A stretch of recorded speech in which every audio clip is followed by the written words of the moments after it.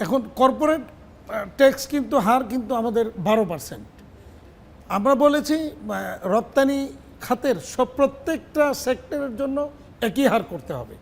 2 নম্বর হচ্ছে আপনি corporate tax রেটটা রাখতেছেন 12%, কিন্তু আমার কাছ থেকে এআইটি আপনি নিচ্ছেন, নিয়ে ফেরত দিচ্ছেন না, তাহলে এখানে 12% বলার কোনো প্রয়োজনই নেই, কোনো পার্সেন্টেজই নেই তখন আমার। কারণ আপনি আমার কাছ থেকে সেলের উপরে ডাইরেক্ট 1% নিয়ে যাচ্ছেন, তাহলে তো এর কোনো হার থাকছে না। তাহলে আর এই হার বলে এইখানে বিভ্রান্তি তৈরি করার কোনো যুক্তি নেই।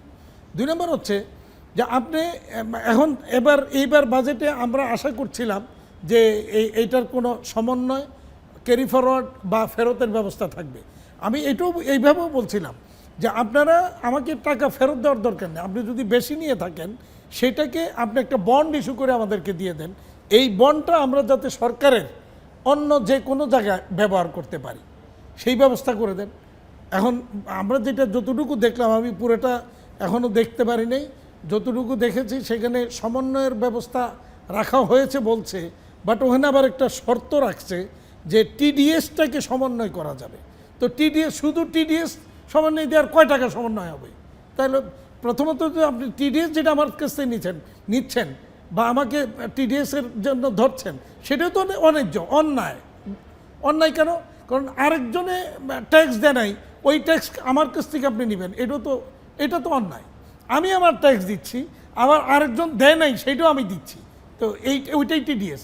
তো সেই টিডিএসটাকে আপনি সমন্বয় করে দিবেন, এটা তো হইতে পারে না। আচ্ছা, দিলেন আপনি টিডিএস, তাহলে বাকি টাকাটা কী হবে? বাকি টাকাটা আপনি আমাকে দিবেন না, তাহলে আমার কর্পোরেট ট্যাক্স রেট কত হইল? তাহলে তো আর ওই 12%-এ থাকছে না। তো এইগুলি পরিষ্কার হওয়া দরকার। এই জন্যই বাংলাদেশে বিনিয়োগ হবে না, ব্যবসা বাণিজ্য হবে না। এবং প্রত্যেকে আপনি যখন আমার কাছ থেকে অতিরিক্ত ট্যাক্সটা নিয়ে যাচ্ছেন, সেটা আবার কোত্থেকে যাচ্ছে? আমার পুঁজি থেকে কিন্তু কমে যাচ্ছে। তো আলটিমেটলি 2 দিন পরে গিয়ে আমার ব্যাংকে কিন্তু একটা শর্টফল তৈরি হচ্ছে, আলটিমেটলি ব্যাংকে দেনার পরিমাণটা বেড়ে যায়। তখন ব্যাংক বলে যে এবার এটা ক্লাসিফাইড, এবার এটা রিশিডিউল, এবার এটা মানে নানাভাবে তখন তাদের নানা শব্দ আসে, তখন এসএস, ব্যাড লো, বিএল, এসএস, এরকম শব্দ তখন আমরা শুনি। ট্যাক্সেশন বাকি অনেক কিছু ভালো জিনিস আছে, কিন্তু ট্যাক্সেশনের এই জায়গাটা যদি পরিষ্কার করা না হয় তাহলে এটা ব্যবসা বান্ধব না। ওভারঅল অন্যান্য যে জায়গাগুলি আছে অনেক কিছু ভালো জিনিস আছে, যেমন আপনার যাদের বন্ড লাইসেন্স নাই তারাও বিদেশ থেকে শুল্কমুক্তভাবে পণ্য আমদানি করে রপ্তানি করতে পারবে, র মেটেরিয়ালস আমদানি করে, এটা একটা ভালো সুযোগ। তারপরে আপনার পলিসি যেটাই হচ্ছে এটা 5 বছরের জন্য করা হচ্ছে, এটা আমাদের দীর্ঘদিনের দাবি ছিল, এটাও একটা ভালো জিনিস আসছে। তারপরে ধরেন সোলার সিস্টেমের টোটাল সিস্টেমটাকে ডিউটি ফ্রি আমদানির করা হচ্ছে, বা ওই যে রেয়াতি হারে দেওয়া হচ্ছে, এইগুলিও ভালো জিনিস আসতেছে। ভালো অনেক জিনিসই আছে, কিন্তু মেইন যেই জায়গাটাতে আমাদের সমস্যা, আমাদের ফোকাস করার কথা, এই ট্যাক্সেশন সিস্টেম, কথাটাকে আমি এইভাবে বলি। আমি অনেক সময় বলেছি, এনবিআরকেও ওই কথা বলেছি, যে ডাকাত অস্ত্র ধরে আমার কাছ থেকে টাকা নিচ্ছে, আর আপনারা জাতীয় সংসদে একটা অর্থ বিল পাশ করে, মানে ওইটা একটা অস্ত্র আপনি আমার কাছ থেকে ওই অস্ত্র ধরে আমার কাছ থেকে টাকা ছিনিয়ে নিতেছেন। তো ওই ডাকাতের চেয়ে আপনি খারাপ, কারণ ডাকাতরে তো আমি ধরতে পারলে সুবিধা মতো আবার আদায় করা যাবে বা কিছু একটা করা যাবে, কিন্তু যেহেতু আপনি আইন পাশ করে নিছেন, আপনারা আমি সেটাও করতে পারছি না, তো এই জন্য আপনারা ডাকাতের চেয়ে খারাপ। হ্যাঁ, বাকি জায়গাগুলি আমি যতটুকু দেখেছি এখন পর্যন্ত ভালো বেশ কিছু জিনিস আছে, এবং সরকার যেটা এবার চেষ্টা করছে, মাননীয় অর্থমন্ত্রী যে দীর্ঘদিন উনি একজন ব্যবসায়ীও বটে, রাজনীতিও করছেন, এবং সেই আলোকেই আমি মনে করি যে ওনারা যেটা করছেন, যে অর্থনীতিকে ঘুরে দাঁড়াবার জন্য একটা বাজেট দিচ্ছেন ওনারা। আমরা আশা করি এই সবগুলি জিনিস যদি কাজে লাগে, ওনারা যেভাবে পরিকল্পনা করছেন, এই পরিকল্পনা অনুযায়ী বাস্তবায়ন করা যায়, তাহলে অর্থনীতি ঘুরে দাঁড়াবে, একটা জিনিস।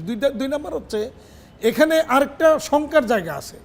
রাজস্ব আহরণের লক্ষ্যমাত্রা দিয়েছেন 6,95,000 কোটি টাকা, যেটা হওয়ার সম্ভাবনা খুব কম। ফলে ওই জায়গায় কিন্তু একটা বড় ধরনের ঘাটতি বা একটা সংকট সেখানে তৈরি হবে, যে এত বড় রাজস্ব আহরণ হবে না, আর যদি হইতে যায় তাইলে সেই জায়গায় আবার আমরা শঙ্কিত যে এনবিআর-এর অত্যাচার, জুলুম বোধহয় আমাদের উপর আবার আরও এক দফা বাড়বে। নতুন উদ্যোক্তা তৈরি তো অ্যাকচুয়ালি অনেক কিছুর উপর ডিপেন্ড করে, শুধু বাজেটের উপর ডিপেন্ড করবে না। সেখানে ইজ অফ ডুইং বিজনেস সহযোগীকরণের ব্যাপার থাকে, তারপরে আমার নানা রকমের লাইসেন্স, আমার একটা বিদ্যুৎ লাইন, আমার একটা গ্যাসের লাইন ইত্যাদি নানা কিছু উপর ডিপেন্ড করে। তো সব কিছু মিলিয়ে এখনও পর্যন্ত মানে বিনিয়োগের পরিবেশ তৈরি হয়নি। এই সার্কুলার দিয়া এইটা বাস্তবায়ন করা খুব কঠিন হবে, কারণ সেখানে বলা হচ্ছে যে কেউ যদি ক্লাসিফাইড হয় তাহলে সে এই সুবিধার আওতায় আসবে না। তো আপনার যে ফ্যাক্টরিটা বন্ধ হয়েছে কেন হয়েছে? ক্লাসিফাইড হয়েছে বলেই তো হয়েছে, তার মানে তো কেউই তাহলে আর এই আওতায় আসবে না। হ্যাঁ, এখন বলতে পারেন যা ক্লাসিফাইড ছাড়াও তো কিছু ব্যবসা যারা আছে বন্ধ করে ফেলছে। হ্যাঁ, ক্লাসিফাইড যারা বন্ধ আছে তারা তাদের জীবনের সমস্ত কিছু বিক্রি টিক্রি কইরা, তার সম্পদ বিক্রি করা, বাড়িঘর বিক্রি করা, ইভেন গাড়িটা একজনে বলতেছিল যে আমার গাড়িটাও বিক্রি করে দিছি, সব বিক্রি কইরা ব্যাংকের টাকা পরিশোধ কইরা তারা এই জগৎ থেকে বিদায় নিছে। ওরা আর ফেরত আসবে না। তো সুতরাং আপনার যদি ওই ক্লাসিফাইডের ওই ক্লজ থাকে তাহলে কেউ আর ফেরত এই সরকারের একটু মহৎ উদ্যোগ বাস্তবায়ন হবে না।